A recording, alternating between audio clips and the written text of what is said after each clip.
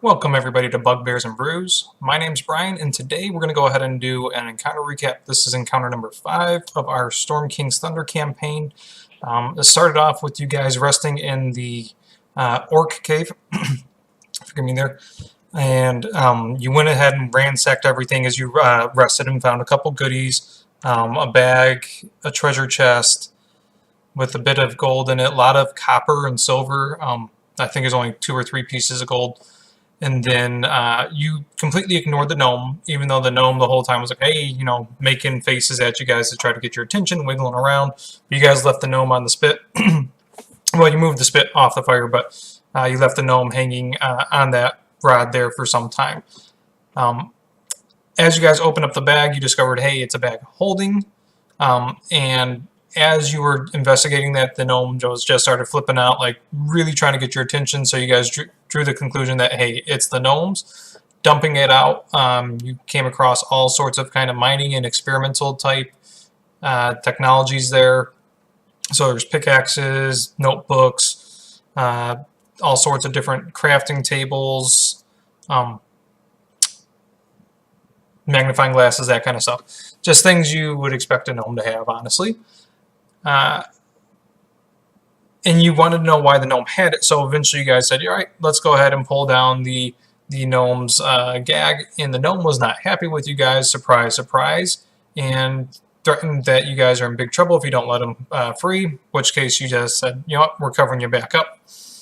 And eventually curiosity got the better of you guys, and you guys set the gnome free, but not before he made lots and lots of threats to you guys that he'll destroy you and you don't know who you're dealing with. And he introduced himself as Alderman Fizzletink, and as you guys thought about it, you remember him being a high mage in the Court of Waterdeep. So him having the power to destroy you and make things really rough for you were probably legit threats. After some time of being on the bad foot, you guys kind of stepped back and said, you know what, let's restart this. Let's try to get on the good foot and talk it over. From there, he begrudgingly gave you guys his bag of holding as thanks for freeing him, setting him free. Not rescuing him, but setting him free from the spit there. As long as that somebody left him a backpack, that way he can at least start taking his stuff with him. He also, you guys try to figure out why he was there. He gave you some information that he was working on Experiment 304B, which are sticks of, what do you call them? Alderman sticks of instant magic, which is very similar to dynamite. Gameplay-wise, if you look it up in the DMG, it's not the exact same as dynamite. I kind of made some tweaks to it, made it a little bit less damage, but a little bit more powerful as far as like knockbacks and radius. And it actually has the ability to knock somebody prone, depending on how bad they fail their save. Which he did wind up giving you 3 sticks of that as well, because your guys' overall goal kind of aligned with his a little bit. He's investigating the black stones as well. He calls them black giant stones. He doesn't have an official name for them, but he lets you guys in on the fact that he believes, or the rumors are that these things have some sort of key to having the giants annihilate the littler races. So anybody without giant blood in them would be affected by this. He doesn't know enough about it, though, so he was going back to Waterdeep to do a bit of research. And so he teleported away, but you guys had his journal with him. He does one thing that he didn't take back from you. He didn't realize it, and so you guys have his journal. What that means in the long run, we don't know, but, you know, just so you guys remember, I think Tim called it out. I think Thessalon has it. The road back to Amphil was no issue. You guys came back and the party was in full swing. The party, if you remember, they were preparing for a party as you guys left, and you guys came back the night of the party, and you did a bit of shopping, a bit of drinking, made some donations after you sold some of the orc goods. Havoc donated to a not so legit sounding organization, but probably the most legit sounding organization that they had there. And then ate some mountain squid, which was described as sheep intestines. They just tried to make it sound fancy like mountain oysters. Shortly into you guys' partying, though, a group of giants, there were 6 giants altogether, there's my number 6, that came into the town and they just started ransacking the carts looking for food, grabbing whatever they can and just stuffing it in these sacks. So the town's guard took care of most of the giants, and it was kind of interesting because the party was split whether to interact with the giants or not, because the party picked up on they're just ransacking for food. However, the better half of Murder Hobo took a hold of them, and the guys decided to fight the giants. Combat-wise, the giants, I think, felt right where I wanted them. I wanted to be pretty deadly, but I didn't want them outright smack and kill you guys. And so I think I did a good job with that. For me, the encounter came out to be what I wanted to be. You know, there was definitely some challenge there. It wasn't a cakewalk. There was some people that went down. I think Leo Vorl went down pretty quick, who was like the instigator or one of the instigators of the giant attack. And Tundran went down when he tried to cast some magical spells on another giant. Being a lone bard with an AC of 11, I think, is what he had at the time, dealing with a giant isn't exactly ideal. These were custom giants, so they weren't your standard hill giants. I did some modifications of them. These are what I'm classifying as the young hill giants.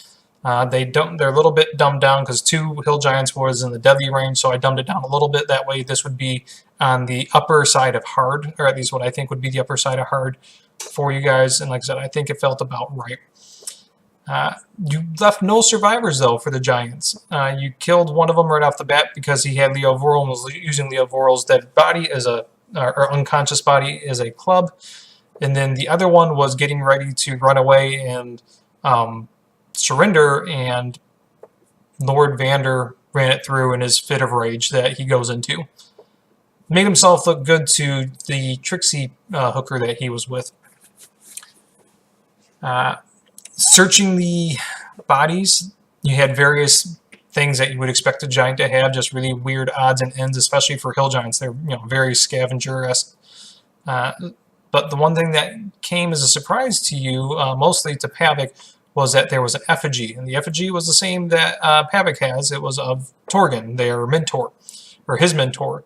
And looking over this effigy, he clearly recognized this as his friend, but also friendly rival, Narcilla Onyxarm. And so that really sent him into a panic, like, okay, they have this, that's not good. She is somewhere with hill giants, presumably dead. From there, Lord Roaringhorn, whose party this was, came over and introduced himself. He was hammered, though, so that's why he didn't step in. Anybody from Waterdeep instantly recognized the name Lord Roaringhorn. He is a high-up dude in the Lord's Alliance and a well-renowned Archmage. But the reason he didn't step in and do anything about the hill giants is that he was smashed, and he has a rule that you don't cast spells when you're drinking, because especially with his capabilities, it's just not a wise idea. But he did offer to meet with you guys the next morning, which you did. So he departed and went about his night. You guys did the same, and I don't think there's any shenanigans or anything like that afterward. I know Grimach went over and poured himself a beer. Didn't even wait for an attendant. He's just like, yeah, we slaughtered some giants. I'm getting a beer. Kudos on that. The next day, meeting with Lord Roaringhorn, it was kind of hey, how you doing? What's going on? You guys explained that you met with Aldervin, and backtracking, one thing I should mention is that Alderman gave you like a written statement of, hey, here's what happened with the explosion to get you guys off the hook for investigating that explosion and reporting and that kind of stuff there. Lord Roaringhorn let you know that Alderman's very loose in the head, and he gets a lot of stuff wrong, but once he gets on an idea, he gets it right eventually. It might take him a lot of time to get there, but when he does also get there, what you expect versus what he delivers far above and beyond what you expect. So that's why he's considered a high court mage, because even though he might be a little crazy and a little eccentric, whenever he does get to the outcome of whatever he's doing, it's normally glorious.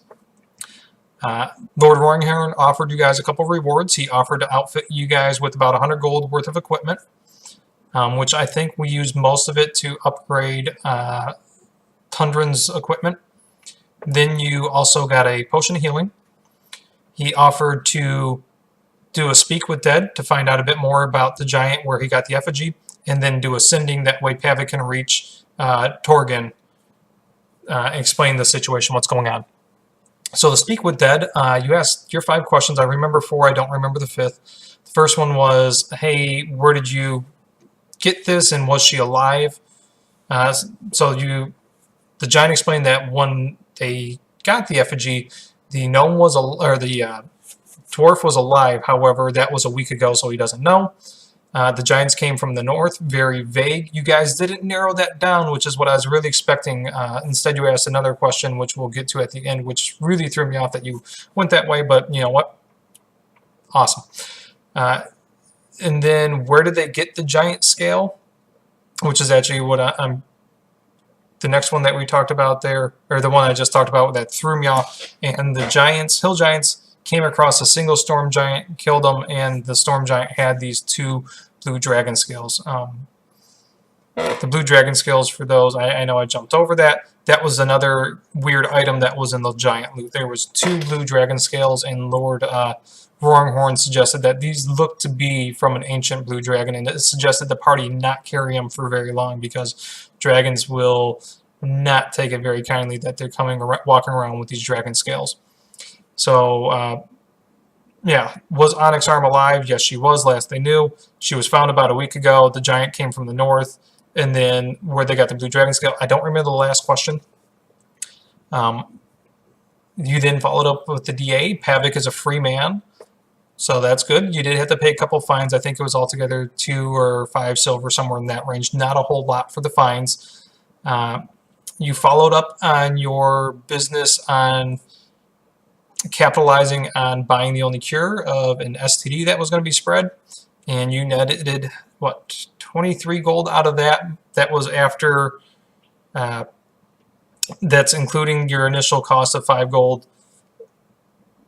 and paying Trixie, because Trixie helped spread the information around. So altogether, you came out pretty well on that. I think it was like 4 or 5 times your initial investment, which is awesome. And from there, you guys set on the road to Red Larch. Most of the road went pretty well, but about a day out, which is where we stopped, we're going to run into something. We don't know what it is yet. I haven't planned that encounter yet. I'll take a look and see what we're going to come up with. Housekeeping-wise, the only thing that there is determine whether or not you're okay with flintlock technology. So I know I loosely introduced it with Lord Roaring Horn having a pistol, and you kind of looking at some schematics in Aldevin's notebook.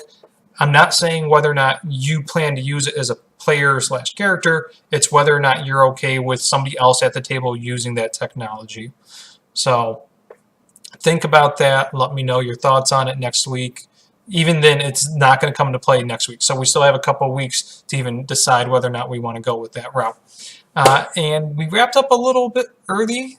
I still have a couple of minutes here. That I normally do the 15-minute. We're at about the 13-minute mark. So I'm also going to, at the end here, post the pixel art I've been doing for each of the characters. It's not, well, it's probably NES style level, but I have a lot of fun doing them, and I've done, as of now, the entire party. So having the NES level pixel art, my next step is to hopefully go through and get up to speed and get better and get to SNES level pixel art. So thanks, guys. I had a lot of fun with this encounter, and I'm really looking forward to next week and progressing on to Red Larch and getting closer towards Tribord. Take care. Bye.